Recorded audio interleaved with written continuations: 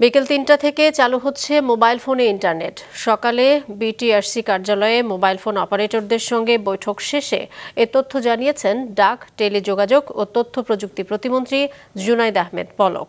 গত ১০ দিন বন্ধ থাকার আগে গ্রাহকরা মোবাইল ফোনের যে ইন্টারনেট প্যাকেজ কিনেছিলেন তার অব্যবহৃত ডেটা ব্যবহারের সুযোগ পাবেন না। তবে ক্ষতিপূরণ হিসেবে সবাই আজ থেকে ৩ দিনের জন্য ৫ জিবি ডেটা বোনাস পাবেন।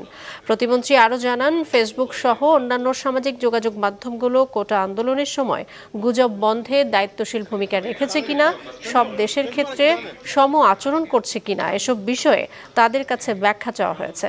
৩১ জুলাইয়ের মধ্যে ঢাকায় বিটিআরসি কার্যালয়ে এসে তাদেরকে জানাতে হবে। তার আগ পর্যন্ত এসব মাধ্যম বন্ধই থাকবে। বিকাল ৩টার পর থেকে সারা দেশে মোবাইল নেটওয়ার্ক 4G পুনঃস্থাপন করা হবে। প্রত্যেক গ্রাহক ৩ দিনের জন্য 5 জিবি বোনাস তারা ডেটা পাবেন। সোশ্যাল মিডিয়া যারা পপুলার প্ল্যাটফর্ম আছে তাদেরকে আমরা একটা চিঠি দিয়েছি।